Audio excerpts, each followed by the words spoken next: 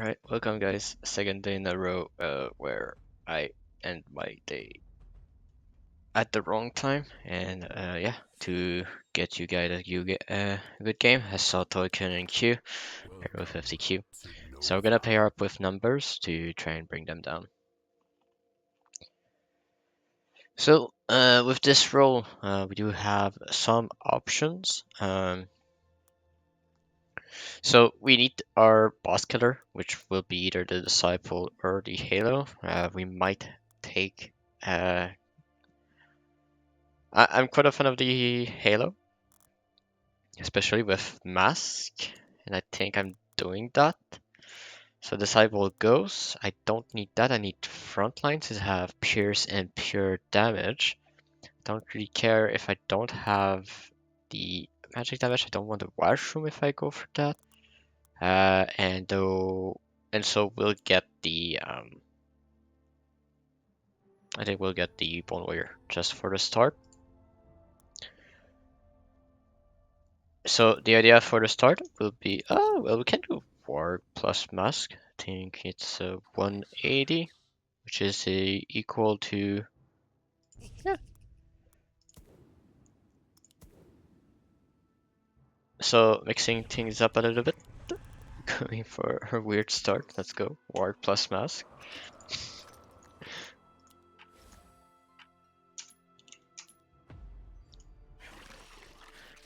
Oh, and we get a snow, so that's good, because this means that we can get our worker without sending. Even if we didn't, I need to wait at the end, but it's still fine. I hold the snail, which is the best outcome we can hope for. Sadly, we had to send here. We didn't know about this snail, of course. We could have waited, but it's a Green Devil start. If he goes aggressive, we can punish it on 4. And here, the Berserker will allow us to go for long waves also. So we need to think about wave 3, but we're in a good position for wave 2 already. So our 5th worker, perfectly safe. We'll have 100 gold to work with if we send a little snail or we receive something here. We'll be able to get the consort, which can be a very good thing to have. We'll need to reroll once we get some Dark Mage out, so 1 or 2 Dark Mage we're aiming at. I think 1 Dark Mage will be enough for the Halo. We'll still see how it goes. Looks like he's not greedy. He strikes strong on wave 4 as well. So we're gonna try and bait him a little bit to push some workers by sending only a snail and try and catch him with a reset.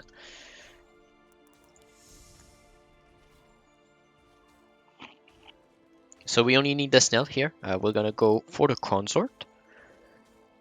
So we'll have not the ideal defense, of course, but it's still very good to have the consort. Will allow us to push quite heavily. We'll only need some preparation for wave 5, which will be the crusher over here. So we can make our consort probably behind here, since our crusher will be here. Crusher for 5 enables a slow wave. Toikan might go for an Hermit on 5, but we should be alright. Just need to be careful with our push. Can push one more to 6 worker. We just need to keep in mind that wave 5 is problematic. Okay, we do have the mask also on Toikan.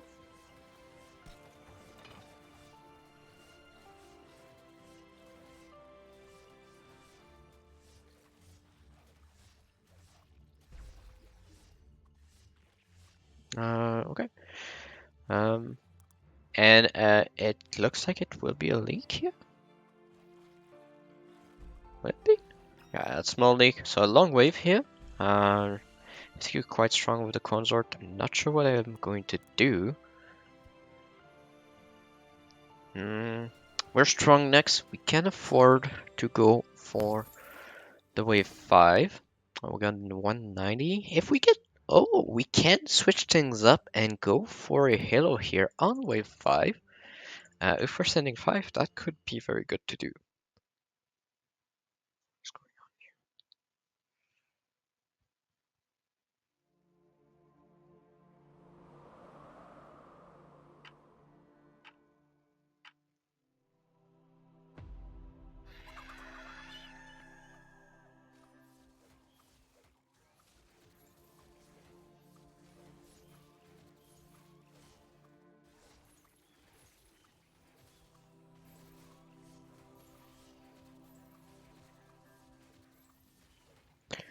Okay, we'll look at that afterwards. We need to stay focused here.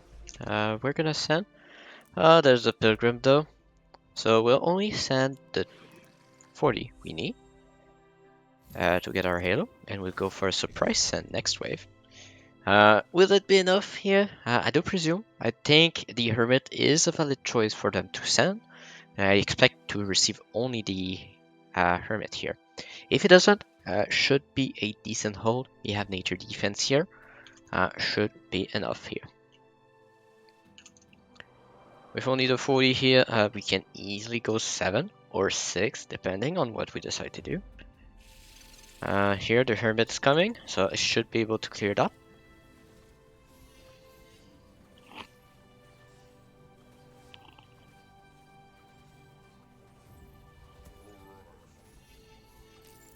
Or close to.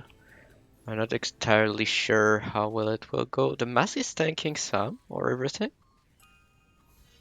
Halo's killing the Hermit, will help. Okay, yeah, I'm holding, so that's good. Got the life still with the... Okay, that's a lot of magic damage. Screams to me wave 7 to send. Gonna tell him to him. I go 7. I gotta tell you, you don't have to follow.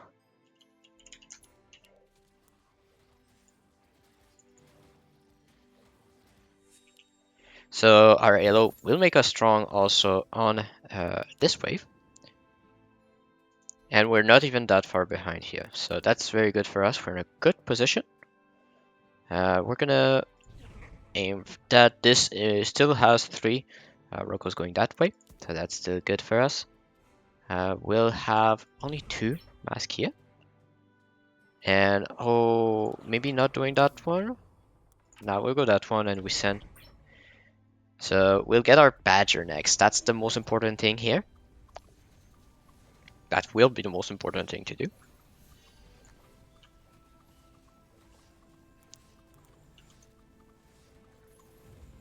So he's shifting. He's gonna get probably a Lost Chieftain. No damage whatsoever. So we can possibly go for the Mimic. But I don't really like the Mimic here in that situation. Not a lot of units to get a lot of gold. So we're gonna go for the Brutes. Possibly paired with a Lizard. Unless there is a leak. There is no leak. So gonna go for the Lizard. Sadly no Brutes. But we'll get another Lizard without any problem. This gold can make a use here into the Badger. Very good position we are at right now. Here's gonna be an Alpha Male, so possibly we're gonna put it here. And we can prepare a Dark Mage as well. Gonna put the Dark Mage on the side of where we want it to be later on. And we'll see if the prediction is correct. Is it a Lost Chieftain? No, it is a Nightmare. So it's still decent to have the 2 Lizards to turn down this Green Devil as fast as possible. This Brood will deal with the split, and also the Lizards are very good against this Nightmare here. So possibly a leak here. We do hope so. Income on me. That means we're going to push some worker, possibly 3-4. Okay, we're going to follow him, possibly. Yeah, I think following him is a correct play here. There's a lot of range damage. There's a lot of arcane as well.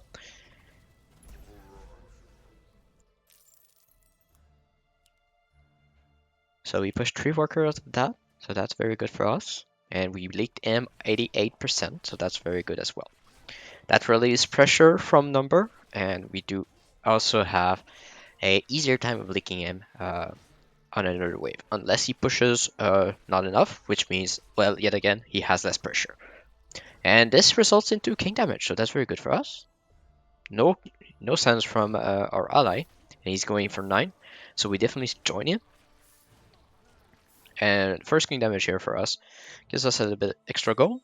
Now we need to keep in mind we are in trouble for wave 9. So we're gonna gamble here. Who doesn't like a little gamble once in a while? We're gonna gamble we don't receive anything here, and we'll be able to get the upgraded Halo. That's a risky play, but since we show a lot of pierce damage, we show the Badger already, we got sent on 7, there's a large possibility that they don't send here, and they don't, so this means that our shift is successful, and we're gonna send for income to try and possibly get something else as well. Maybe a longer split to give time for the Halo to do its job.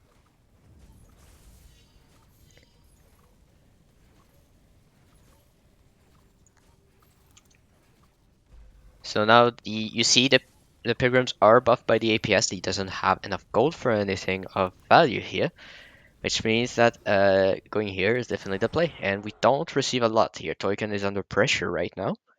So here we get our Halo. We'll get extra mask also, or an extra boss. So upgraded Halo is the play.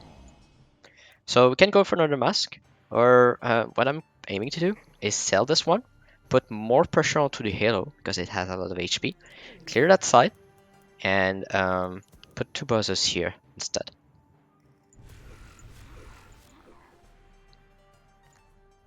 Then we're gonna raise that up a little bit more afterwards. Get a 3rd brute, so that's very good for us. We're close to value, only income on us. As you can see, well, not a lot more pressure onto the Halo, but still a lot more than it was if it was raised. Now you have the Halo doing work here, and we have this for wave 10 already, so that is very good. We only have to add another mask so we can push the rest.